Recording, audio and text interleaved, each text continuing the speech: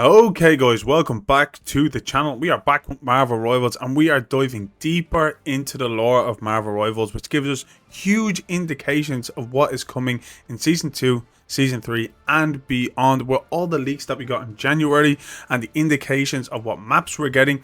This all makes sense when you take a look at the lore in Marvel Rivals that's already in the game. But I just want to say on that previous video, I appreciate everybody who interacted with the video, liked the video, subscribed to the channel. It just really helps on this road to monetization. We're going to try and put all the previous leaks that we got in January and before in order and match it up with the lore in the game. But we'll take a look at the most recent information. We are getting a brand new Adam Warlock skin for Twitch drop, so stay tuned to your favorite streamers for that. We are going to get President Loki and the Goddess of Thunder on March 14th. Now, if you didn't notice about the Loki skin, we actually got to look at this in the beta, which is pretty cool. We get a great look at him here. Basically, he's going to be in the store on March 14th for 2,200 units. Like any other character that has come out with a skin, we also are going to see probably other skins from the beta come trickled in over the next couple of weeks or months. We get a great look at the Goddess of Thunder Storm, a great nod to the What If series that is on Disney Plus. I really do think they missed out on an opportunity to have her animations with Thor's hammer, or a version of Thor's hammer in the game. I'm sure we'll get it with an emo, but it would have been pretty cool to see that. Let's start off with some of the leaks. Okay, let's get into the lore. So what we did know on the 25th of January, the XOX leak released the fact that Emma Frost has voice lines linked to the Hellfire Gala on Krakoa.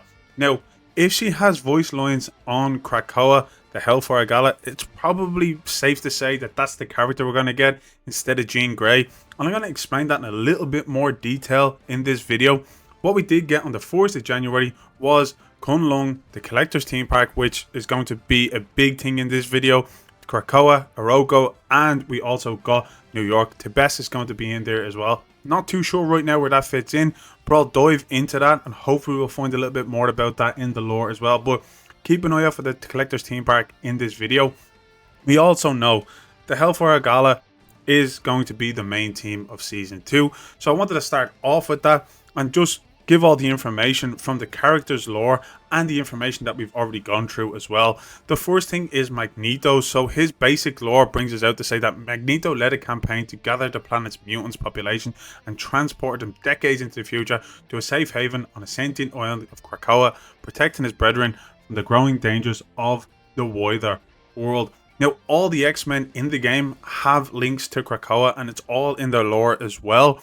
So it's great to see that. We get a better look at, obviously, Storm. Basically, it says that she actually tried to help the time stream entanglement and resulted in a violent temporal tempest on the sentient island of Krakoa, the nation of the X-Men's home. Although her powers are capable of stabilizing the island's climate, Storm seeks a more permanent solution alongside her fellow heroes. Also, where Logan goes on about the Weapon X program, but it also says he splits his time between battling Doom 2099 and ushering mutants to a safe haven on Krakoa. Even in the far future, Wolverine remains the best at what he does, which is a great indication of the issues that's going on with Krakoa, and it might give us more information in Season 2 about the lore of Krakoa and what the X-Men are standing for. Also, with Magic, it does say that obviously being in Limbo, she does spend her time frequently conferring with her mutant allies on Krakoa, discussing the species, the best chances for survival in the wake of the time stream entanglement. So Krakoa is going through an awful lot in the near future, and with the time stream all messing up the multiverse and Doom looking to come to get them.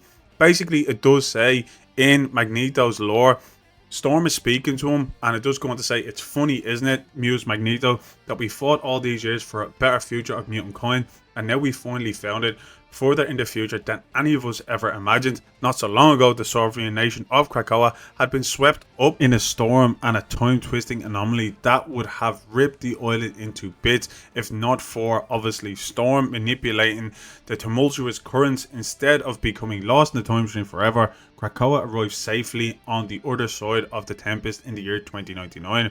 The future that mutant kind had always dreamed of was finally theirs to claim, and Magneto goes on to say he'll never let an opportunity like that pass him.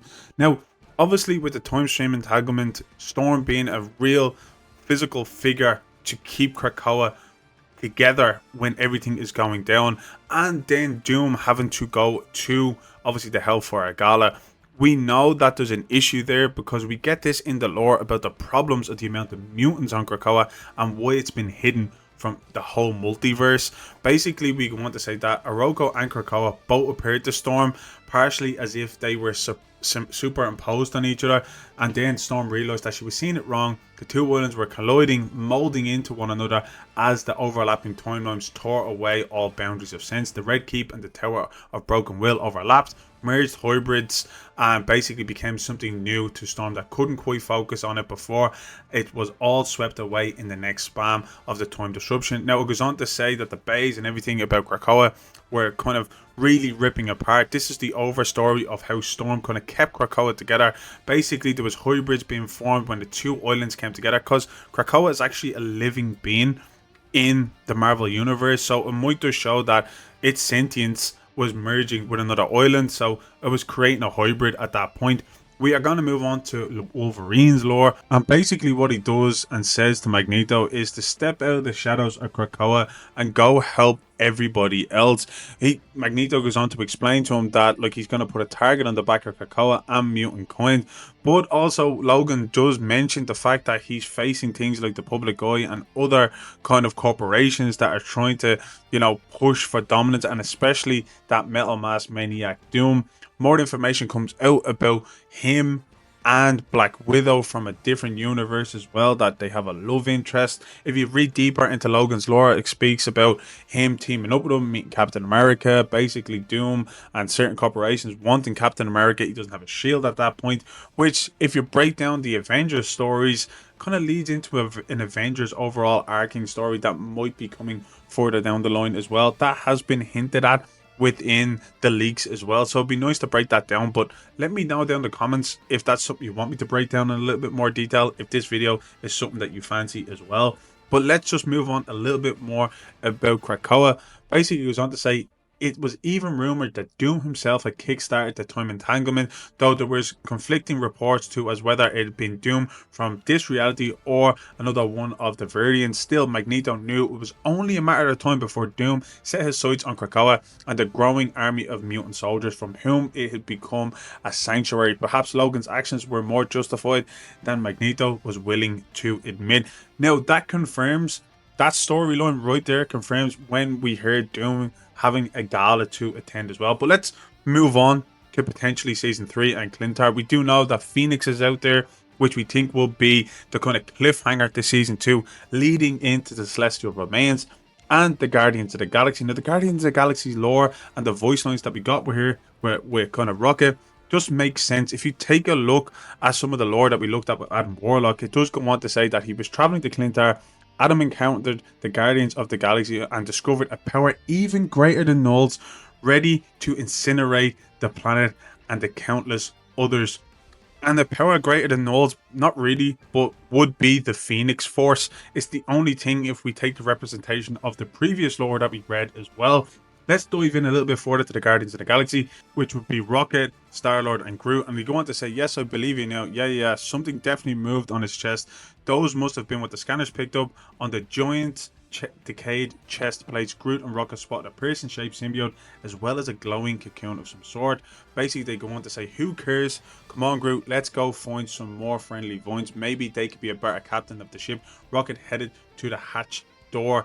Yeah, you think so? Then go ahead. When we're back and nowhere, I'm telling everyone I saved your lives, including those two up there. Quill yelled back to his crewmates, and then they didn't stop. Basically, this is when, in the voice lines that we got leaked, where Rocket gets separated from the Guardians and basically says to Jean Grey, the Phoenix, can you help me find my friends, the Guardians of the Galaxy? And it's also states down the bottom that the giant corpse of the Celestial remains in the sky with a golden light shining from its chest like a lighthouse in a raging black sea, which is obviously Adam Warlock, and you get to see that in the Klyntar map as well.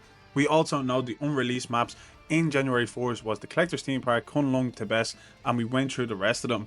But the Collector's Theme Park has a huge part to play in what possibly could be coming after the Guardians of the Galaxy reunite on Klyntar, the Celestial Remains, the Phoenix, and potentially what will happen when they need to find the rest of the Guardians as well, which is obviously Mantis. There's no mention of Mantis, but we get it in her lore exactly what happened to her as well. Basically, Mantis was captured by the Collector and put on display in his theme park. Mantis managed to escape with the help of her fellow captives, which is obviously Psylocke and Jeff. Mantis traveled to Space Waits in hopes of reuniting with her team while welcoming other displaced souls into the Guardians founded family. Basically, we don't know if we're going to get, Drax or any other Guardian members within that as well, but it gives us an idea of where Mantis is, and it directly references the Collector's theme park as well. More than the lore, which we'll break down, gives us more insight on this. Basically, the Collector found her in a museum and asked her where she'd come from. Mantis didn't know.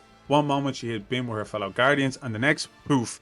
Fascinating, the Collector said, there is about to be a vacancy. I hope you last longer. So this might indicate that we might get some heroes in the Collector's theme park that we've probably not seen in the game, or maybe some X-Men are there or some mutants are there. That kind of correlates to some of the leaked heroes that we got, and we were trying to figure out where they fit in as well. We'll continue on with Mantis's lore. Basically, the other feature of the hall in the theme park was its garden. The Collector was not only interested in animal organisms, huge trees, ferns, flowering vines, mosses, and more bizarre forms of vegetation grew over and around the tanks containing the exhibits, including Mantis. Those plants were her way out. For a time, she had tried to use her telekinetic powers to influence the Collector's cleaning and maintenance staff, or get one of the guards to open her tank. Then she had to try to use her powers over the plants to get them to grow over the tank and break it apart with their roots. Neither worked, and Mantis just stayed in the Collector's theme park until Psylocke broke her out. If you continue reading the lore, it is pretty cool, but I wanted to bring you these little snippets because it makes sense with the leaks. Basically, all the leaks that we have got so far have come forward as being true, and they have been released in the game. These leaks were released in January, so it's probably the first arc of Marvel Rivals in that point as well, which is possibly going to be Klyntar, obviously Krakoa with the X-Men, and then moving into the Collector's theme park. We don't know what other heroes are going to be in there. It might be more mutants, hopefully Deadpool and Gambit, but we don't know about that yet. But just let me know down in the comments what you think. What could be in the Collector's theme park? Will we get a little insight the way we did with Blade? Because we know Blade has been teased, but I just think the lore gives us more insight than what anybody probably anticipated. It's telling us the story. We just got to read and interpret the story with the leaks as well, and it gives us a clear indication of what will be coming in the game. But look guys, that is all from me. I really hope you enjoyed this video. Let me know your thoughts down in the comments, and I'll catch you on the next one.